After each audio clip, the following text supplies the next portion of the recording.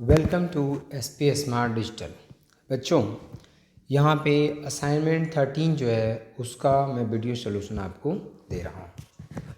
अब जैसे question number 1 है, यहाँ पे इसमें है a spherical planet has mass mp and diameter dp, a particle of mass m falling freely near the surface of this planet will experience as acceleration due to gravity equal to.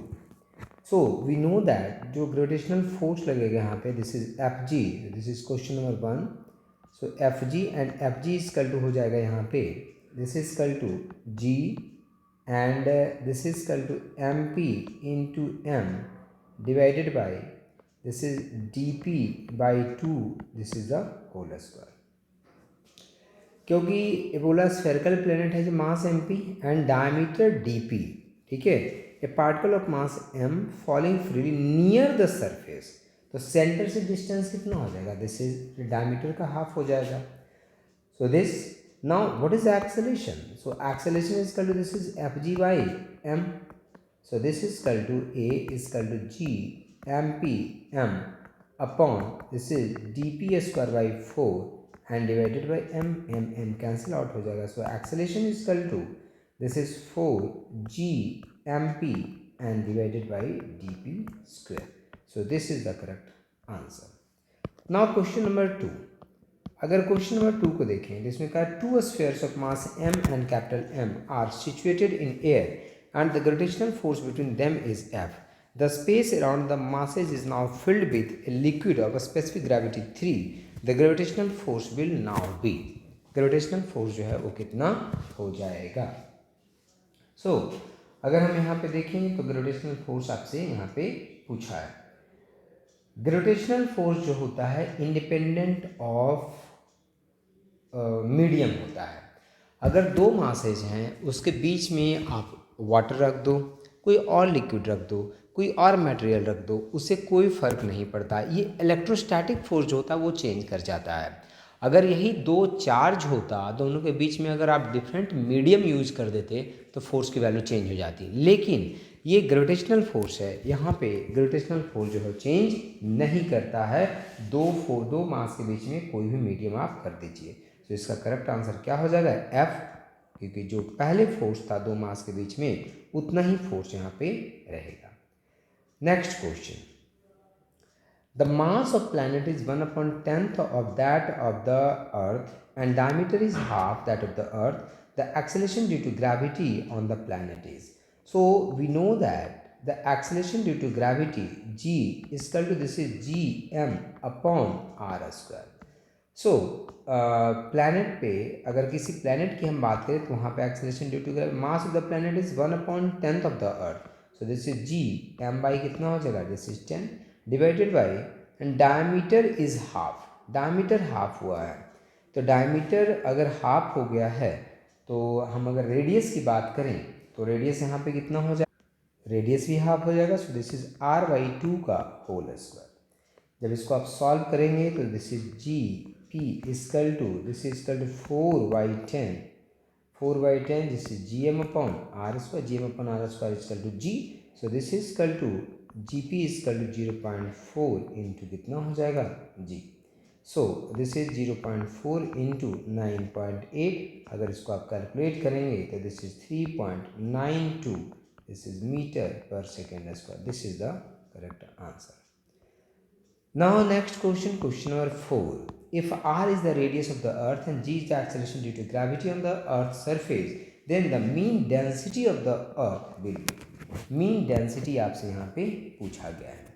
So we know that g and g is equal to this is gm upon r square.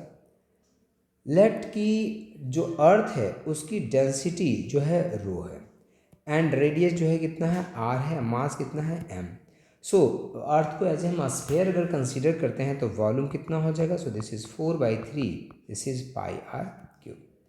So density is equal to mass upon volume, so this is mass upon this is 4/3 pi R cube. So अगर mass यहाँ से निकालें तो mass is equal to this is 4/3 pi R cube into row.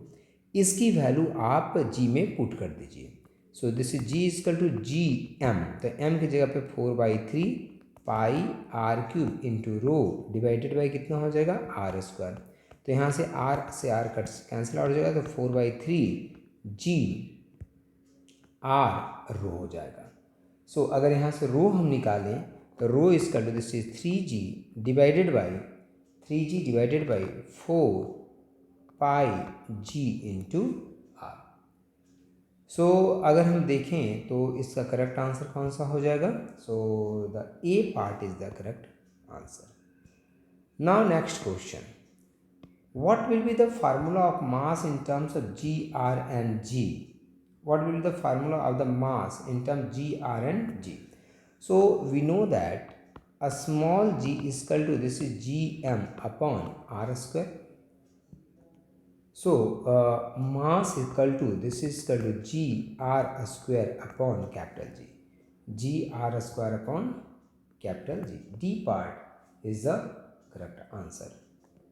Next question is, a body weighs 72 Newton on the surface of Earth. What is the gravitational force on it at a height equal to half the radius of the Earth? So, question number 6. So, weight equal to on the surface of Earth is equal to this is mgs, surface पे Earth पे this is 72 Newton. So acceleration due to gravity which g varies with height. So h is equal to कितना? This is r by 2. So new weight is equal to कितना हो जाएगा? This is equal to mg divided by this is 1 plus h by r into whole square. So this is equal to new weight h height पे weight जो हो जाएगा this is 72 divided by 1 plus r by 2 divided by r, इसका क्या हो जाएगा? whole square. जब इसको आप सॉल्व करोगे तो this is 4/9 into 72. So this is equal to 32 Newton is the correct answer. Now next is question number 7. The acceleration due to gravity at a height of 1 kilometer above the earth's surface is same as the depth d below the surface of the earth. Then तो ये तो direct ही ऐसे याद भी रखना चाहिए 2 kilometre, but अगर आप इसको निकालना चाहते हो क्वेश्चन नंबर 7 को, तो क्वेश्चन नंबर 7 को हम ऐसे निकालते हैं कि h हाइट पे acceleration due to g minus this is 2h upon this is equal to r, h height पे, और d डेप्थ पे क्या होता है acceleration due to gravity, so this is g into 1 minus d upon कितना होता है this is r radius of the earth. So according to the question gh equal to कितना है, जैसे gd है, इक्वेट कर दीजिए, तो g into 1 minus this is 2h upon R E equal to g into 1 minus this is d upon R E. G cancel out हो गया, 1 से 1 कैंसिल आउट हो जाएगा, so this is minus 2h upon R E equal to minus d upon R E cancel out हो गया, negative cancel out हो गया, so this is equal to d equal to this equal to कितना हो जाएगा 2h। तो क्या बोला था क्वेश्चन में कि एट ए हाइट 1 किलोमीटर, तो डेप्थ कितना हो जाएगा, this is equal to 2 into 1 kilometre, so this is equal to 2 kilometre is the correct answer. Now next question, question number 8। Now next question है, the figure shows elliptical orbit of a planet M about the sun S, the shaded area S C D, this is S, this is C and this is D, is twice shaded as S A B. ये जो S A B है इससे twice है ये वाला area. If T1 is the time for the planet to move C to D, T1 time है C से D तक आने का, T2 time is the time for move A to B, T2 time है A से B तक आने का, तो कौन सा इसमें करेक्ट आंसर है? सो जो आपका SCD है, SCD let this area is, SCD जो एरिया है let this area is A1, और इसको कंप्लीट करने का टाइम कितना है T1, और जो आपका एस ए बी है इसको इसका एरिया है A2 और इसको कंप्लीट करने का टाइम कितना है T2। And we know that according to Kepler's law the areal velocity of the planet around the sun always remains constant. Areal velocity same होता है, मतलब इक्वल एरिया जो है, ठीक है, वो इक्वल टाइम में कवर करता है, ठीक है, इक्वल एरिया जो है इक्वल टाइम में कवर करता है।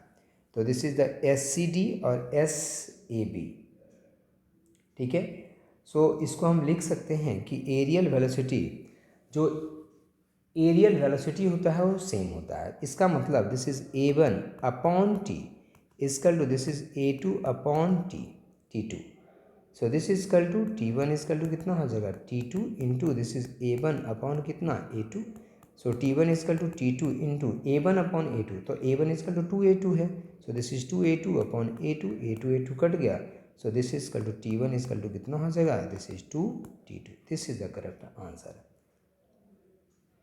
तो हमने ये एरियल वेलोसिटी यहाँ पे अप्लाई किया। क्वेश्चन नंबर 9 को अगर देखें, 9 में कह रहा है कि the period of revolution of planet A around the sun is 8 times that of B. The distance of A from the sun is how many times greater than that of the B from the sun. So यहाँ पे मान लीजिए T A and T B जो time है, time period है एक और B का। T A question number this is 9, T A जो है टाइम पीरियड है ए का और टी बी जो है टाइम पीरियड है वो किसका, बी का। सो यहाँ पे गिवन है this is T A is equal to this is 8 times of क्या है T B. So this is T A upon T B and this is equal to कितना है 8। अकॉर्डिंग टू कैप्लर्स लॉ क्या कहता है, T square is directly proportional to R cube. So this is equal to T A upon T B और इसका जो whole square होगा is directly is equal to, directly proportional को हटा के इक्वल टू लिख लेते हैं, this is R A upon R B का कितना हो जाएगा, होल क्यूब हो जाएगा। So this is equal to R A upon R B का जो होल क्यूब होगा यहाँ पे, दिस इज इक्वल टू कितना हो जाएगा 64। So this is R A upon R B is equal to कितना हो जाएगा, this is the 4। This is the correct answer. Now next question देखो, question number 10, the height at which the weight of a body becomes 1/16 its weight on the surface of the Earth is. So question number 10 को अगर हम देखें तो question number 10 में हो जाएगा this is G M